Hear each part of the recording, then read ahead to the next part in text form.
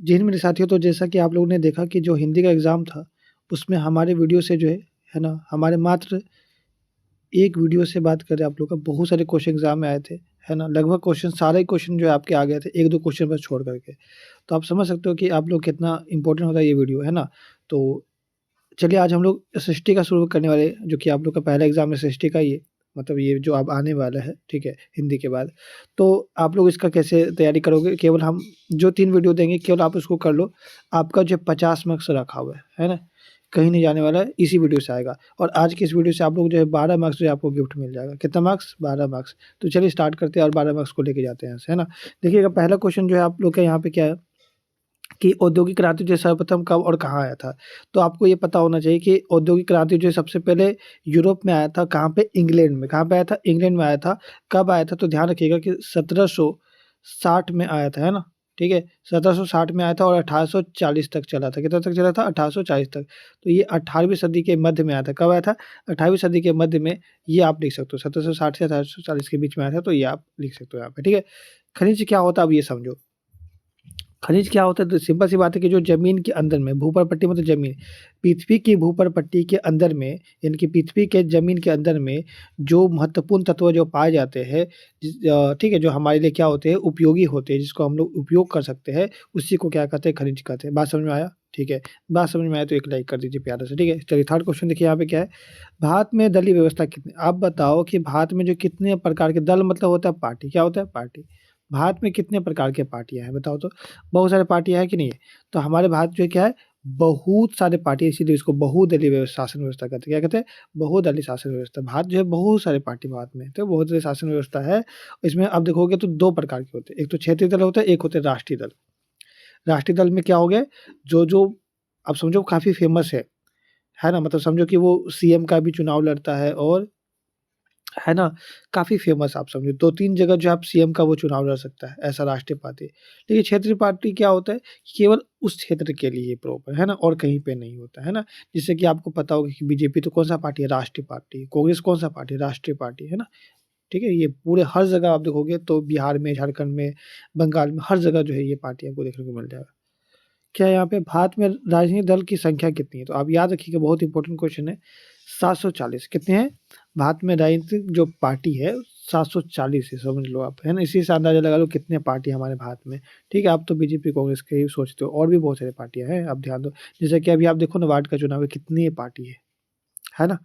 तो आपको अंदाज़ा लग जाएगा। 5वाँ क्वेश्चन क्या है? पशुओं में प्लेग की तरह जो फैलने वाला जो है बीमारी को क्या कहते हैं? देखिए, पशुओं में प्लेग की तरह फैलने वाला बीमारी को क्या कहते हैं? हम लोग रिंटरपेस्ट कहते हैं। क्या कहते हैं? रिंटरपेस्ट। ये कहाँ पे आया था? तो याद रखिएगा अफ्रीका में आया था। कहाँ आया था?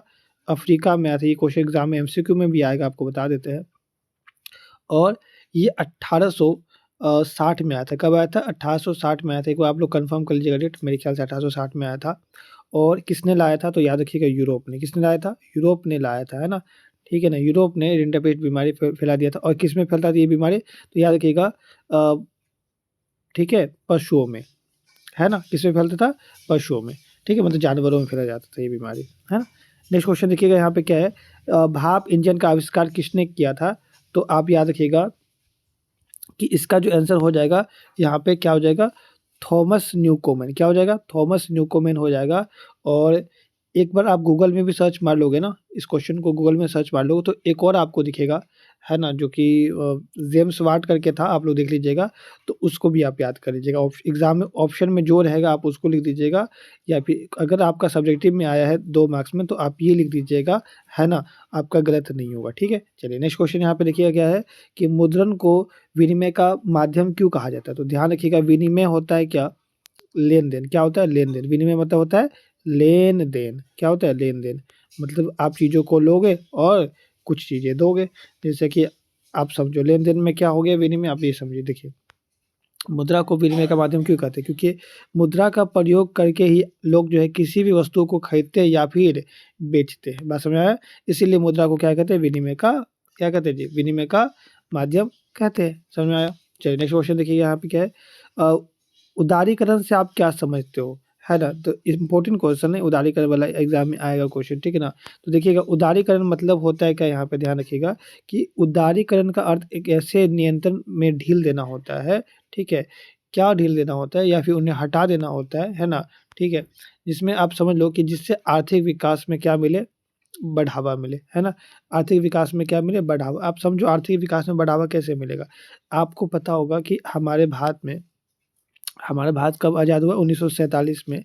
लेकिन आप देखोगे कि हमारे भारत में आज़ादी के बाद से बहुत डर था। किसका डर था हमारे भारत में? अंग्रेज़ का। क्योंकि अंग्रेज़ जो आया था कोई एक कंपनी ईस्ट इंडिया कंपनी से आया था। आप समझो भारत को कितना परेशान किया था। तो भारत को बहुत डर लगता था कि कहीं फिर से हम अगर कोई बाहर से कंपनी को आने देंगे तो फिर दिक्कत ऐसे ही होगा, फिर हमको कोई गुलाम बना लेगा। तो आप समझ लो कि बहुत दिन तक तो ये ऐसे चलता रहा। है ना? बहुत दिन तक ऐसे चलता रहा और लास्ट में जो आप बताओगे कि कब जो है उदारीकरण हमारे भारत में लाया गया था, वो आप लोग कमेंट में बताओगे, है ना?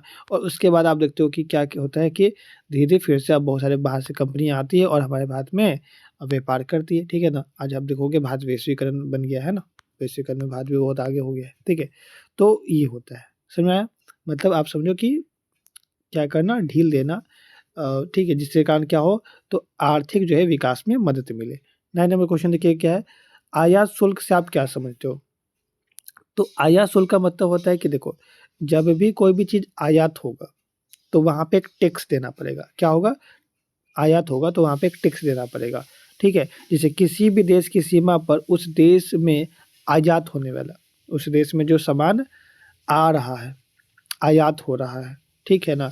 तो आप देखते हो कि वहाँ पे क्या करना पड़ता है, वस्तु पर जो है लगान वाला शुल्क को आप देखते हो कि यहाँ पे क्या कहते हैं हम लोग, आयात शुल्क कहते हैं। वस्तु पे लगान लगाया जाता है। जब भी आप देखोगे तो जैसे किसी भी देश में की सीमा पे मतलब समझो बॉर्डर, क्या? बॉर्डर। किसी भी देश के बॉर्डर पे जो है जब कोई सामान आयात होता है, तो उस वस्तु पे क्या लगता है, एक शुल्क लगता है, मतलब आपको कुछ पैसा देना पड़ता है तब जाकर के वो सामान जो है उस कंट्री में जाता है। तो इसी को हम लोग क्या कहते हैं, आयात शुल्क कहते हैं। बात समझ में आया? भारत में प्रथम जो है आधुनिक वस्त्र मिल जो है कब और कहाँ खुला था, याद रखिएगा। देखिएगा ये इम्पोर्टेंट क्वेश्चन है, आपको बता दे रहे हैं, है ना? ये आपके सब्जेक्टिव में भी क्वेश्चन हो सकता है, एग्जाम एमसीक्यू में भी आएगा और सब्जेक्टिव में तो आएगा ही आएगा। देखिएगा, भारत में प्रथम जो आधुनिक वस्त्र मिल जो है 1818 में खुला था, कोलकाता में खुला था। कहाँ पे खुला था? कोलकाता में खुला था। लेकिन जो आप देख सकते हो कि कुछ सीमित पोर्ट थे, है ना? और कुछ ऐसे परिस्थिति बन गया जिसके कारण जो ये क्या हुआ, ये विफल हो गया। आप सिंपल इतना आंसर मत लिखना, आप सिंपल लिखना कि भारत में जो प्रथम आधुनिक वस्त्र मिल जो है 1818 में कोलकाता में खुला था, लेकिन ये कुछ ही महीनों बाद जो है विफल हो गया। इसके बाद जो सबसे पहला जो सफल कारखाना है वो 1854 में खुला था, है ना? और मुंबई में खुला था और ये जो है आप देखोगे कावसजी डाबा द्वारा जो है खोला गया था और आप देखोगे कि ये काफ़ी ज़्यादा फ़ेमस हुआ और आगे अभी भी ये है, ठीक है? तो इसको ध्यान रखिएगा, इसको याद रखिएगा। नेक्स्ट क्वेश्चन क्या है यहाँ पे, विदेशी निवेश से क्या तात्पर्य है? तो देखिएगा, विदेशी निवेश आप समझो कि कोई बाहर की जो है बाहरी देश या बाहरी कंपनी, वो क्या करता है हमारे देश में या हमारे देश की कंपनी में पैसा लगाता है ना? इसी को हम लोग क्या कहते हैं, विदेशी निवेश कहते हैं, है ना? समझ में आया? जैसे मान लीजिए हमारा फैक्ट्री है, तो बाहर का जो कंपनी है वो हमारे देश में पैसा लगाया। अब इसको फ़ायदा क्या होगा उसको? तो बदले में हम उसको कुछ न कुछ तो ब्याज देंगे ना, तो वो फ़ायदा होगा उसको। बिना फ़ायदा के कोई थोड़ी ना पैसा देता है, ठीक है? तो इसको आप लोग क्या कहोगे? विदेशी निवेश कहोगे। 12 नंबर क्वेश्चन देख लो क्या है कि प्रथम विश्व युद्ध जो है के बाद जो है, विश्व को किस संकट का सामना करना पड़ा था? तो आपको पता होगा कि लड़ाई कभी भी सही नहीं होता है ना? प्रथम विश्व युद्ध कब हुआ था? तो 1914 से लेकर के 1919 के बीच में चला था। कब तक चला था? 1919 के बीच में। ये याद रखिएगा डेट सब, है ना? और सेकंड विश्व युद्ध कब हुआ था वो आप लोग थोड़ा-सा कमेंट में बता दीजिए तो जल्दी से हमको। चलिए, यहाँ पे देखिएगा कि प्रथम विश्व युद्ध के बाद जो है विश्व जो में जो है प्रत्येक देश को जो है महान आर्थिक क्षति का सामना करना पड़ा था, है ना? और ये आप लिख सकते हो, है ना? ठीक है, आर्थिक क्षति का सामना करना पड़ा था। आर्थिक मतलब क्या समझ सकते हो कि पैसा, सबके पास पैसा खत्म हो गया था, ठीक है?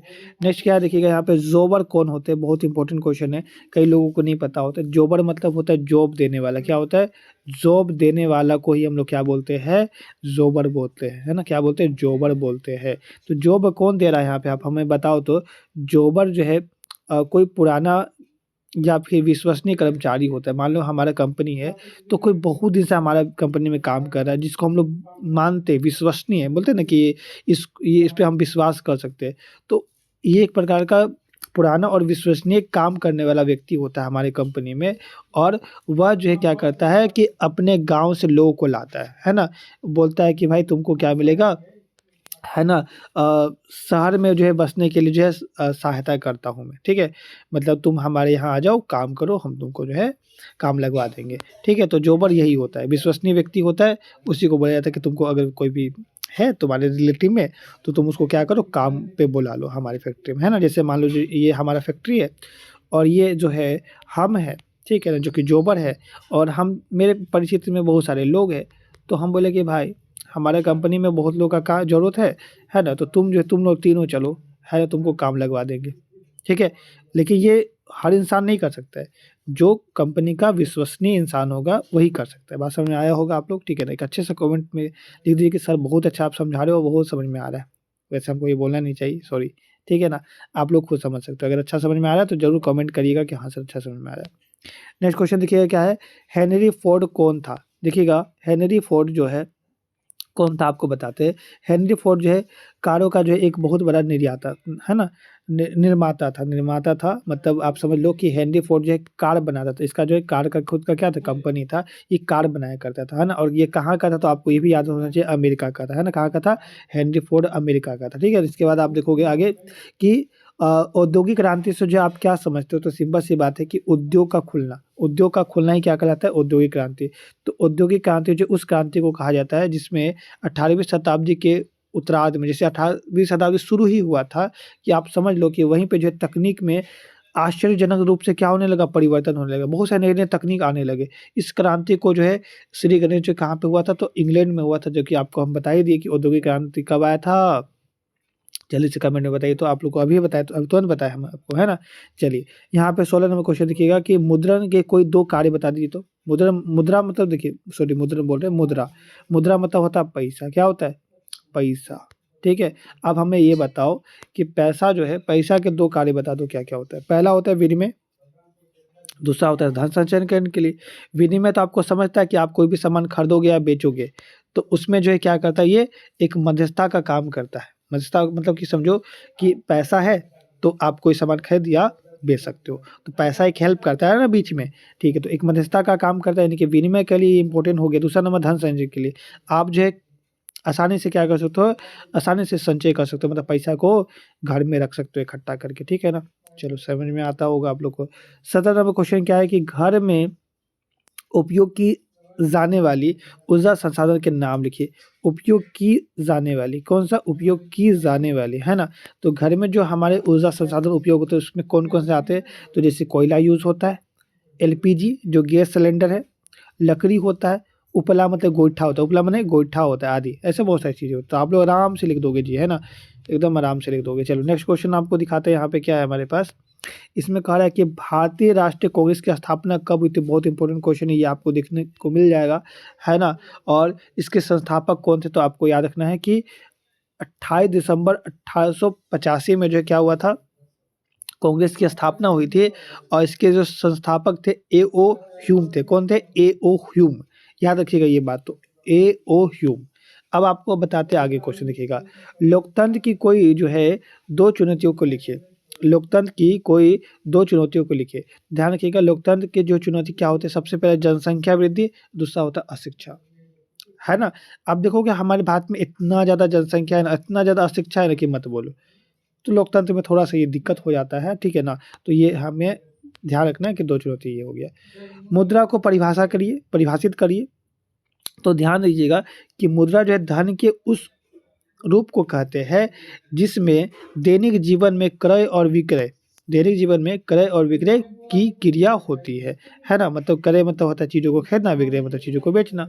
तो मुद्रा का परिभाषा तो आप लोग बहुत अभी आपको बताया, बहुत बताया आपको, ठीक है ना? तो ये हमें विनिमय में मदद करता है ना? सामान को खरीदने या बेचने में मदद करता है। अपने से लिख दो, क्रय विक्रय तो आपको पता होगा, वेद तो आप लोग पढ़ते हो, ठीक है ना? चलिए 21 नंबर क्वेश्चन क्या है, क्षेत्रीय दल क्या होता है? क्षेत्रीय दल मतलब आप समझो ना कि किसी क्षेत्र का मतलब एक छोटा-सा जगह का, है ना? दल मतलब पार्टी, है ना? उसको क्या कहेंगे? क्षेत्रीय दल। तो ऐसी पार्टी जो अपने क्षेत्र के हित के लिए कार्य करता है, अपने क्षेत्र के हित के लिए कार्य करता है, उसे क्षेत्रीय दल कहते हैं, है ना? और इस कार्य है ना, इसके कार्य करने का जो है दायरा सीमित होता है। मतलब आप समझो कि क्या ये जाएगा और बोलेगा नहीं, हमको जो है ना, हमको जो है राज्य में दादागिरी दिखाना है, हमको जो है देश में दादागिरी दिखाना है, चलेगा? आप बताओ, खुद बताओ, नहीं चलेगा। अरे आपको बोला गया कि केवल आप बोकारो देखो, क्या बोला गया? आपको बोला कि केवल आप बोकारो देखो, केवल आपको बोला गया कि है ना धनबाद देखो, केवल आपको बोला गया रांची देखो, और आप चले गए हो कि नहीं हमको तो पूरा झारखंड सँभालना है। अरे क्षेत्रीय पार्टी हो, केवल क्षेत्र के लिए हो, कोई एक छोटा-सा जगह के लिए हो, तो आपका जो इलाका क्या होता है सीमित होता है। इस बात को आपको समझ में आ रहा होगा। चलिए अब देखिए 22 नंबर क्वेश्चन क्या है? नेपाल में किस तरह की शासन व्यवस्था है? तो याद रखिएगा नेपाल में संघीय शासन व्यवस्था है। एक अच्छा-सा आपको हमको जवाब बताइएगा तो भारत में जो है कौन-सा शासन व्यवस्था है? एक अच्छा सा जो है आप लोग कमेंट में बताइए तो भारत में कौन-सा शासन व्यवस्था है? जल्दी से कमेंट में बताइए तो आप लोग, है ना? नेक्स्ट क्वेश्चन देखिएगा, खरीफ फसल जो है क्या है?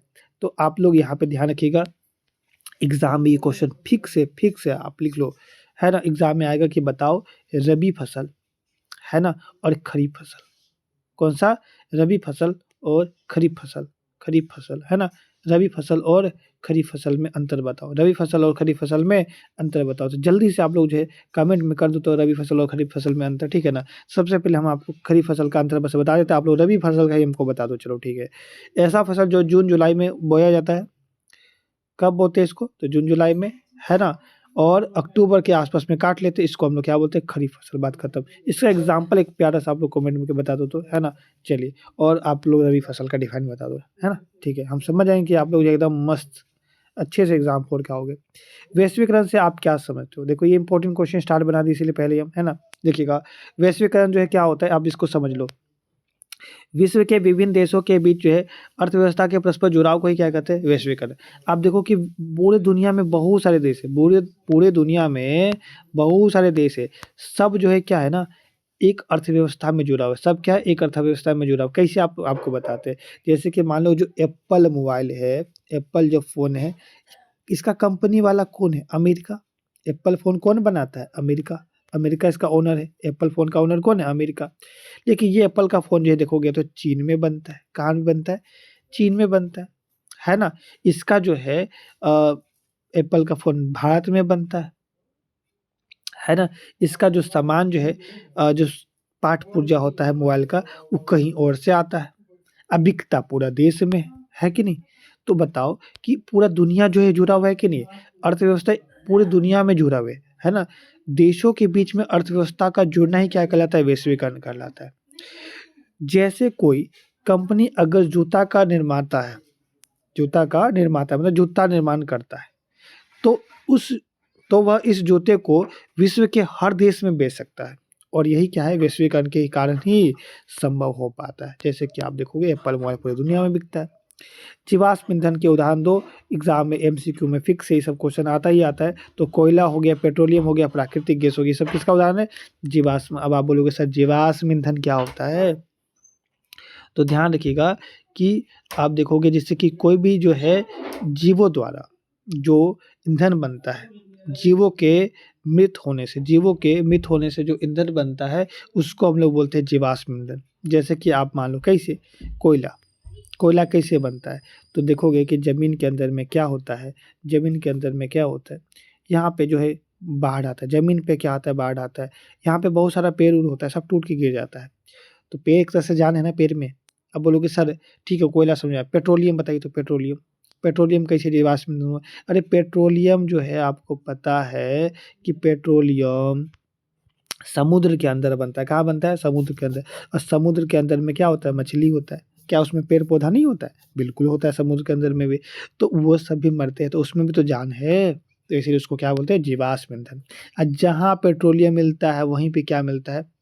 प्राकृतिक गैस मिलता है। समझ में आया? चलिए, अब आप लोग कर लोगे आंसर, आराम से कर लोगे, है ना? ठीक है, जीवाश्म ईंधन एकदम आसान से बना लोगे। 26 नंबर क्वेश्चन देखिए, राजनीतिक दल के समक्ष जो है वंशवाद की चुनौती क्या है? देखिएगा वंशवाद मतलब क्या होता है? अरे भाई, देखते हैं कि रिश्तेदार वाला लोग जो है काफ़ी ज़्यादा नेता में होता है। अरे मेरा बेटा नेता, उसका बेटा नेता, अरे मेरा चाचा है उसको भी बना दो नेता। अरे भाई इस सब से चलेगा काम? नहीं, जो काम करने वाला है उसको ना बनाइएगा। तो राजनीतिक दल के जो है आप देखते हो कि अधिकतर जो नेता होते हैं वो ऊँचे-ऊँचे पद पे क्या होते हैं? उसके करीबी रिश्तेदार होते हैं, है ना? नज़दीकी रिश्तेदार को स्थान देते हैं, है ना? जिसके कारण जो है क्या होता है कि अनुभवहीन जो है लोग, मतलब जिसके पास कोई अनुभव ही नहीं, कोई ज्ञान ही नहीं है, वही लोग जो ऊँचे पद पे जाके बैठ जाते हैं। अब बैठ के क्या करता है? कुछ नहीं करता है काम, है ना? ठीक है। अब यहाँ पे देखिएगा 27 नंबर क्वेश्चन क्या है? वाणिज्य बैंक से क्या तात्पर्य है? देखो, वाणिज्य मतलब होता है क्या? वाणिज्य मतलब आप समझ लो कॉमर्स, क्या होता है? कॉमर्स, और कॉमर्स का मतलब ही समझिए बिज़नेस, क्या हो गया? बिज़नेस। तो वाणिज्य मतलब आप समझ लो कि व्यापार, है ना? बैंक लोन-वोन देगा, उसी को वाणिज्य कहेंगे। देखिएगा, वाणिज्य बैंक जो उन बैंक को कहते हैं जो लोगों से धन जमा करता है। लोगों से क्या जमा करता है? धन। और व्यवसाय के लिए क्या करता है? ऋण देता है। क्या करता है? ऋण 2 बार हो गया, है ना? ऋण देता है। समझ में आया? ठीक है। लोग, अरे भाई उसके पास लोन कैसे देगा? लोगों को वो लोन कैसे देगा? उसके पास पैसा रहेगा तब ना देगा लोगों को लोन।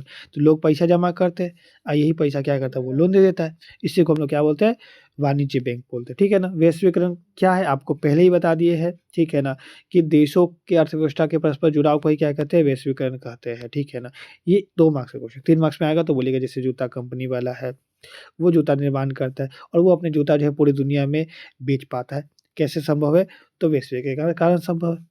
अरे अभी आपको बताए, ठीक है। 29 नंबर क्वेश्चन देखिए, है ना? वियना सम्मेलन की जो है मेज़बानी किसने की थी? तो वियना सम्मेलन की जो है मेज़बानी जो है किसने की थी?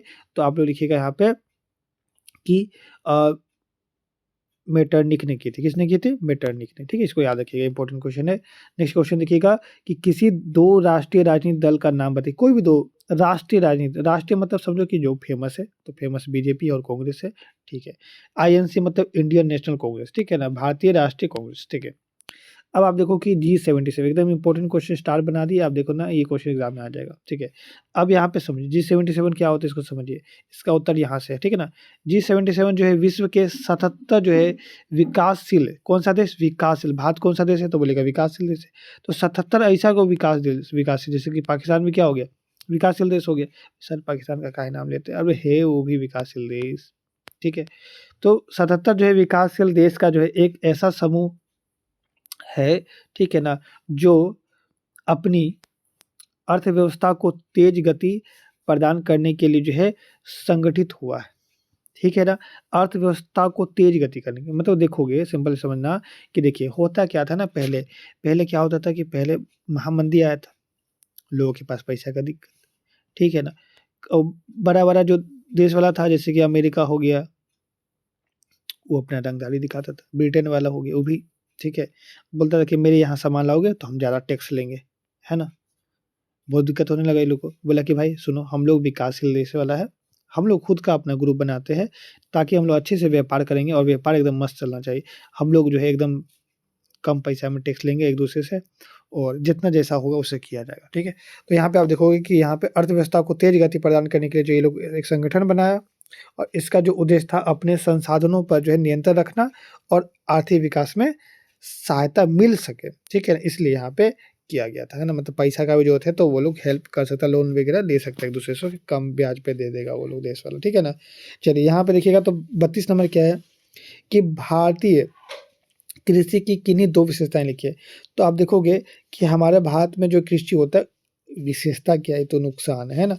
पहला हो गया मानसून पर निर्भर, दूसरा होता है जीविका का साधन। आप देखोगे कि पहला, भारत में लगभग 70% जो है आग में मानसून के सहारे ही कृषि की जाती है।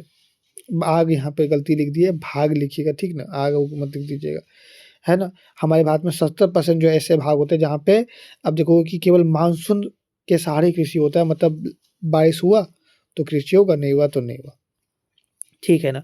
अब यहाँ पे आप देखोगे कि जीविका का साधन समझ लो कि जैसे भारतीय कृषि जो है व्यापारिक न होकर भी जीविका के साधन के रूप में ज़्यादा प्रचलित है।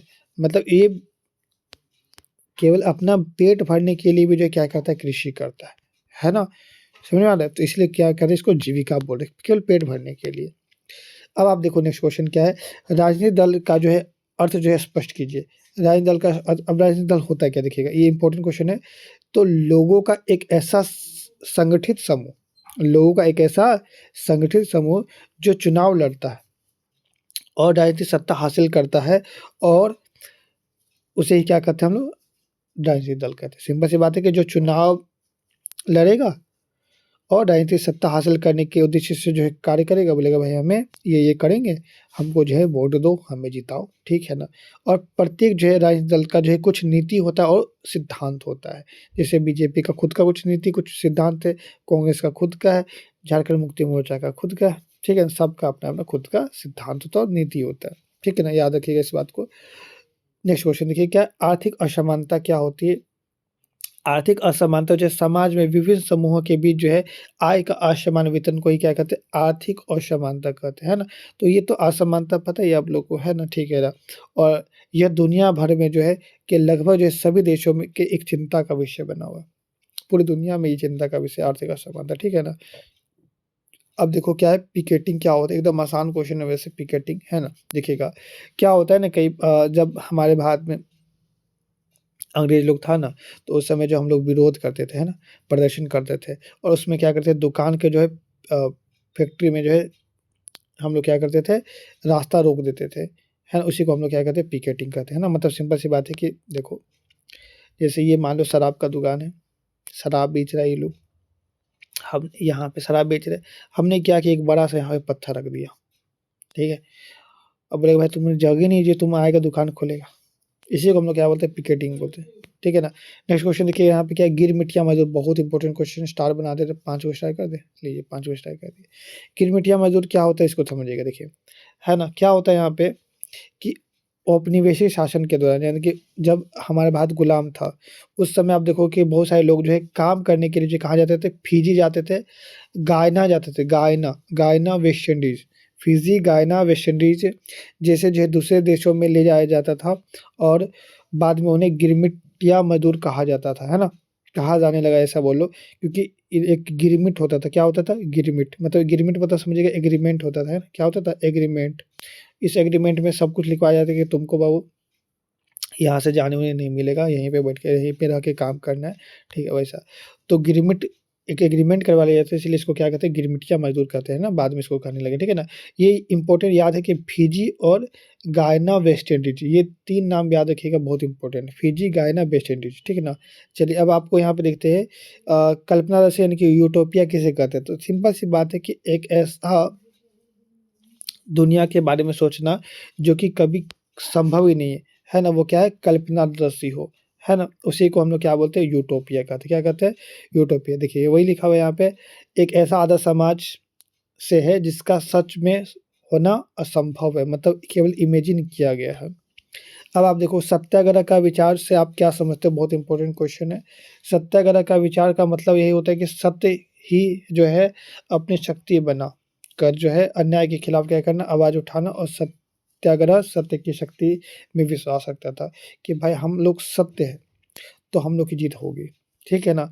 तो सत्य को ही क्या बना लेना, शक्ति बना लेना, और अन्याय के खिलाफ आवाज़ उठाना को ही क्या कहते हैं, सत्याग्रह कहते हैं, है ना।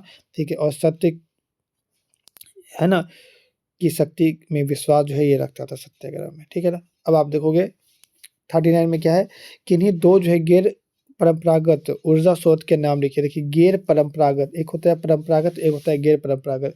तो ध्यान रखिएगा गैर परंपरागत में क्या होता है ना कि पॉल्यूशन नहीं होता है। क्या नहीं होता है? पॉल्यूशन नहीं होता है, इसको याद रखिएगा। गैर परंपरागत में पॉल्यूशन नहीं होता है, पॉल्यूशन नहीं होता है, ठीक है ना। तो जैसे कि बताओ सौर ऊर्जा, सूरज का ऊर्जा से जो है हम लोग क्या करते हैं आज के समय में, पंखा वगैरह चलाते हैं, खाना-वाना बनाते हैं, है ना? ठीक है। तो अभी देखोगे तो सोलर कुकर आ गया, है ना? पवन ऊर्जा, हवा के द्वारा, ठीक है ना? तो ये सब चीज़ जो है बताओ कोई पॉल्यूशन करेगा? कुछ पॉल्यूशन नहीं है, ठीक है? तो इसको हम लोग बोलते हैं गैर परंपरा, अगर परंपरागत पूछे तो बोलिएगा उसमें पॉल्यूशन होता है। क्या होता है? पॉल्यूशन होता है, ठीक है? रक्त और लौह नीति से आप क्या समझते हो? सिंपल सी बात है, रक्त और लौह नीति क्या हुआ? आप इसको देखो। रक्त और लौह नीति मतलब हुआ कि शत्रुओं के प्रति जो क्रूर होना, मतलब बहुत गुस्सा होना, तलवार का प्रयोग करना और खून बहाना, है ना? कठोरता और सख्ती से जो है दुश्मनों से पेश आना और दुश्मन को आतंकित करना, मतलब डरा देना दुश्मन को, ठीक है ना? इसी को हम लोग बोलते हैं। 41 नंबर देखिए, नेपोलियन बोनापार्ट कौन था? बहुत इंपॉर्टेंट क्वेश्चन है, तो याद रखिएगा नेपोलियन बोनापार्ट फ्रांस का एक महान जो है शासक था, फ्रांस का एक महान शासक था, और जिसने अपने कार्य से पूरे यूरोप को क्या किया था? प्रभावित किया था, है ना? मतलब पूरे यूरोप में जैसे इसका मतलब समझ, डंका बजता था वैसा। और उसने कई युद्ध में जो है फ्रांसीसी सेना को जीत दिलाई और अपार लोकप्रिय हासिल की, है ना? मतलब बहुत ज़्यादा लोगों में फ़ेमस हो गया। भले ही वह जो है राजतंत्र का जो है शासक था, ठीक है ना? मतलब राजा वाला तंत्र आप समझ सकते हो, है ना? और उन्होंने उन्होंने जनता के लिए जो है अनेक काम भी किए, है ना? बुरा भी था थोड़ा-सा बट अच्छा भी काम किया था बहुत सारा। उदारवाद से आप क्या समझते हो? तो आप सिंपल सी बात है, उदारवाद का मतलब होता है कि किसी चीज़ में आज़ादी या स्वतंत्रता होना, ठीक है ना? एक ऐसा विचारधारा है जिसमें आप देखोगे सत्ता का जो है केंद्रीकरण का विरोध करता है ना? और लोगों के जो है स्वतंत्रता का समर्थन करता है, उदारवाद कहते हैं, है ना? ठीक है? इसको याद रखिएगा आप लोग। क्या होता है सत्ता का जो केंद्रीकरण का विरोध करना मतलब पावर जो है केवल केंद्र के पास ना हो, पावर केंद्र के पास ना हो, पावर जो है बँटे, ठीक है? अब हमारे भारत में पावर तो बँटा ही हुआ है, आप लोगों को पता होगा, 2 भाग में बँटा हुआ है। एक होता है सत्ता का क्षेत्रीय वितरण, एक होता है ऊर्ध्वाधर। ये होता है ऊर्ध्वाधर वितरण 1, 2, 3 और क्षेत्रीय वितरण में ये हो गया 1, 2, 3 ठीक है ना? तो आप हमें बताओ तो क्षेत्रीय वितरण में क्या आता है? सॉरी ऊर्ध्वाधर वितरण में क्या आता है और क्षेत्रीय वितरण में क्या आता है? आप लोग कमेंट करके बता दो जल्दी से, ठीक है ना? अब हम आपको दिखाते हैं नेक्स्ट क्वेश्चन देखिएगा यहाँ पे कि ब्रिटेन की जो है महिला कामगारों ने स्पिनिंग जेनी के मशीन पर जो है हमला क्यों कर दिया? इंपॉर्टेंट क्वेश्चन है, ध्यान रखिएगा। आप सिंपल समझो कि मान लो कि अभी जो है लोग काम कर रहे, अचानक तकनीक आ जाएगा, टेक्नोलॉजी आ जाएगा, तो बताओ कि लोग जो है डर नहीं जाएगा कि भाई टेक्नोलॉजी तो लोगों का काम ही छीन लेगा। तो लोगों में थोड़ा-सा टाइम लगता है चीज़ों को एडजस्ट होने में। तो इसीलिए यहाँ पे आप देखोगे कि बेरोज़गारी का बहुत ज़्यादा डर था यहाँ पे इन लोगों में, महिलाओं में और चूँकि प्रौद्योगिकी जो है आ गया था, तो इसलिए इसका जो है विरोध करते थे वो लोग, है ना? ठीक है ना? महिलाएँ लोग। स्पिनिंग जेनी के आने से जो है ना, उन्हें ये डर था कि रोज़गार जो है उनका छिन जाएगा, है ना? और इसलिए जो है ब्रिटिश की जो महिलाएँ थी वो स्पिनिंग जेनी का जो है क्या कर दिया, उस पे हमला कर दिया, ठीक है ना? अब आगे देखो यहाँ पे क्या है बहुराष्ट्रीय कंपनी किसे कहते हैं इंपॉर्टेंट क्वेश्चन है, ठीक है ना? तो ध्यान रखिएगा बहुराष्ट्रीय कंपनी एक ऐसा कंपनी जो कि पूरे विश्व के विभिन्न देशों के कारोबार जो है स्थापित करता है और उन्हें ही क्या कहते हैं बहुराष्ट्रीय कंपनी कहते हैं। मतलब आप समझो विभिन्न देशों में कारोबार स्थापित करना। देखिए इसको हम लोग बोलते हैं एमएल है ना? मल्टीनेशनल सॉरी एमएनए एमएनसी बोलते हैं सॉरी है ना? मल्टीनेशनल कंपनी एमएनसी है ना? तो ये क्या करता है पूरी दुनिया में ये फैला हुआ है। एमएनसीज़ कंपनी आज आज जो है हमारे भारत में जो भी औद्योगिकरण हो रहा है, वो एमएनसीज़ कंपनी के द्वारा क्योंकि एमएनसीज़ कंपनी क्या करता है, बहुत सारी जगह पे जाके व्यापार करता है। बहुत इंपॉर्टेंट क्वेश्चन बता रहे हैं कॉर्न लॉ क्या है और इसके ये क्यों समाप्त कर दिया गया और इसे समाप्त करने का परिणाम क्या हुआ वो समझो। देखो बहुत आसान क्वेश्चन है एकदम आराम से समझिएगा कहानी के तौर पे। देखिए हुआ क्या ना कि कॉर्न लॉ ब्रिटेन में आया था। कहाँ आया था? ब्रिटेन में आया था। कॉर्न मतलब होता है मक्का। क्या होता है? मक्का। मक्का का आयात पर जो है रोक लगा दिया। ब्रिटेन वाला बोला कि भाई बाहर से तुम मक्का क्यों खरीद रहा? मक्का हमसे खरीदो ना। तो मक्का का आयात पे रोक लग गया। अब बाहर से मक्का नहीं आ रहा था ब्रिटेन में, है ना? इसी को ही क्या कहते हैं हम लोग कॉर्न लॉ कहते हैं। ये बात तो आपको समझ में आ गया कि बाहर से जो है मक्का जा रहा था ब्रिटेन में, तो ब्रिटेन वाला बोला कि नहीं हम है ना? आप वहाँ का जो किसान है वो बोला कि सुनो आप हमसे मक्का खरीदो ना, क्यों आप बाहर से खरीद रहे हो? सरकार बोला ठीक है चलो कोई नहीं। तो मक्का पे रोक लगा दी, आयात पे रोक लगा दिया, बाहर से अब नहीं आएगा। इसी को कॉर्न लॉ कहते हैं। इस लॉ के जो है कारण जो है क्या हुआ कि जो ब्रिटिश का जो खाद्य के जो दाम है बहुत तेज़ी से बढ़ गया। अब क्यों बढ़ गया? तो ब्रिटिश का जो किसान था ना, जो मक्का बनाता था वो काफ़ी महँगा होता था, ठीक है ना? और भारत का सस्ता होता था। तो इसीलिए क्या हुआ वहाँ पे जो है चीज़ों का दाम बहुत तेज़ी से बढ़ गया। लोग जो है नाराज़ हो गए। अब लोगों को गुस्सा आ गया भाई इतना महँगा सामान अचानक कैसे हो गया? इसलिए जो है इस कॉर्न लॉ को क्या कर दिया गया समाप्त कर दिया गया। और फिर देखो समाप्त तो हो गया तो देखो लोगों को फ़ायदा हो गया, लेकिन किसान को फिर क्या हो गया नुकसान, ठीक है? तो आप देखोगे इससे क्या हुआ कि समाप्त से जो है क्या हुआ खाद्य की जो कीमत जो है दामों में फिर से गिरावट आ गई, ठीक है ना? समाप्त होने से क्या बना हुआ तो कीमत फिर से गिर गया। तो लोग फिर से खुश गए, लेकिन किसान खुश हुआ क्या वहाँ का? फिर किसान और नाराज़ हो गए, फिर हल्ला करने लगा भाई, ठीक है, लेकिन क्या कर सकते हो लोगों का जहाँ पे भलाई होगा वही नहीं किया जाएगा। 46 नंबर क्वेश्चन देखिएगा सड़क परिवहन के 2 विशेषताएँ लिखिए। तो पहले लिखिएगा यहाँ पे सड़क के लिए जो है रेलवे की अपेक्षा जो है पूँजी निवेश की आवश्यकता कम होती है। आप देखोगे रेलवे की अपेक्षा सड़क के लिए रेलवे की अपेक्षा पूँजी निवेश की आवश्यकता कम होती है। दूसरा नंबर सड़क में कम पैसा लगता है खर्च। रेलवे में पटरी बिछाना पड़ेगा, ट्रेन बनाना पड़ेगा, बिजली हो गया, बहुत ज़्यादा जंजाल है। इसका निर्माण बहुत ऊँचे स्थानों या किसी भी स्थान पे किए जा सकते हैं। रोड तो कहीं भी बन जाएगा, लेकिन ट्रेन के लिए क्या करना पड़ेगा, उसके लिए बहुत सारा काम करना पड़ेगा, ठीक है ना? चलिए, इसके बाद नेक्स्ट क्वेश्चन देखिएगा यहाँ पे क्या है कि जैव विविधता से आप क्या समझते हो? ध्यान रखिएगा, जैव विविधता है ना का विशेष क्षेत्र किसे कहते हैं? तो ध्यान रखिएगा, हमारे पृथ्वी पर जो विभिन्न प्रकार के पेड़, पौधे, जीव-जंतु पाए जाते हैं। पेड़, पौधे, जीव-जंतु में इसी अंतर को ही क्या कहते हैं? जैव विविधता कहते हैं। अरे अलग प्रकार के पेड़ मिल जाएँगे, अलग-अलग वैरायटी के जानवर मिल जाएँगे, है ना? अलग-अलग वैरायटी के इंसान मिल जाएँगे। तो इसी को क्या कहते हैं? जैव विविधता बोलते हैं, ठीक है ना? और जैव विविधता का विशिष्ट क्षेत्र, ठीक है, वनों को कहा जाता है। किसको कहा जाता है? वनों को जैव विविधता का विशिष्ट क्षेत्र कहा जाता है। इसके बाद नेक्स्ट क्वेश्चन देखिए आप लोग क्या है? सत्ता की साझेदारी के विभिन्न रूपों का वर्णन करिए। तो ध्यान रखिएगा कि सत्ता का जो साझेदारी होता है वो क्षैतिज वितरण और ऊर्ध्वाधर वितरण, ये आपको अभी बताए थे, आपका यहाँ पे क्वेश्चन भी आ गया, ठीक है। बट हम आपको बोले थे कि क्षैतिज वितरण में क्या आएगा ये कमेंट करिए, और ऊर्ध्वाधर वितरण में क्या आएगा ये कमेंट करिए। किस में विधायिका, कार्यपालिका, न्यायपालिका आएगा, और किस में राज्य सरकार, केंद्र सरकार और स्थानीय सरकार आएगा, वो आप लोगों को कमेंट करना है, दोनों में से किस में आएगा, ठीक है। चलिए, अब आप यहाँ पे देखो नेक्स्ट क्वेश्चन क्या है? नारीवादी आंदोलन, इंपॉर्टेंट क्वेश्चन, ये आ गया क्वेश्चन, समझ लो, इंपॉर्टेंट क्वेश्चन बोल दिया आगे। नारीवादी आंदोलन से आप क्या समझते हो? ध्यान रखिएगा, महिलाओं की शिक्षा और रोजगार के अवसरों की बढ़ाने की मांग, उन्हें पुरुषों के बराबर जो है अधिकार दिलाने की मांग करने वाले आंदोलन की को ही क्या कहते हैं हम लोग? नारीवादी आंदोलन। मतलब सिंपल सी बात है कि महिलाओं को जो है रोजगार में अवसर मिले और पुरुषों के बराबर जो उनको अधिकार मिले, इसी को क्या कहते हैं? नारीवादी आंदोलन, ठीक है ना। और ये किसके द्वारा चलाया जाता था? तो नारी के द्वारा ही चलाया जाता था, है ना। और यह महिलाओं के ऊपर हर प्रकार के शोषण का विरोध करता था ये आंदोलन, ठीक है। इसके बाद नेक्स्ट क्वेश्चन देखिएगा, बहुत इंपॉर्टेंट क्वेश्चन बता रही है भी। दबाव समूह और रैनी दल में अंतर बताइए, ठीक है ना। तो ध्यान रखिएगा, दबाव समूह का लक्ष्य होता है कि सिंपल सी बात है, प्रत्यक्ष जो है नियंत्रण करना होता है, ठीक है ना, सत्ता पर, अथवा हिस्सेदारी करने का नहीं होता है। मतलब सिंपल सी बात है कि ये सरकार पे तो दबाव डालती है, लेकिन इसका थोड़ा-सा भी ये नहीं होता है मंशा कि हमको सरकार, हम खुद सरकार बनना है, नहीं। जबकि रैनी दल क्या होता है, वो तभी जो है कुछ विरोध करता है जब उसको ये होता है कि भाई हमको वोट लेना है, ठीक है ना, वो वोट लेने के लिए ऐसा करता है। लेकिन दबाव समूह ऐसा नहीं करता, वो केवल लोगों का भलाई चाहता है, उसको कोई नहीं मतलब कि चुनाव लड़ना, हमको ये करना, वो करना, कुछ नहीं, ठीक है ना, केवल लोगों का भलाई चाहता है। वो होता है दबाव समूह, वो दिखता नहीं हमें, है ना, ठीक है ना, वो जनता होते हैं, हम लोग होते हैं, ठीक है ना। तो राजनीतिक दल का लक्ष्य क्या होता है? प्रत्यक्ष जो है नियंत्रण करना और सरकार बनाना, और विरोधी दलों के रूप में जो है सरकार पर नियंत्रण रखना होता है, ठीक है ना।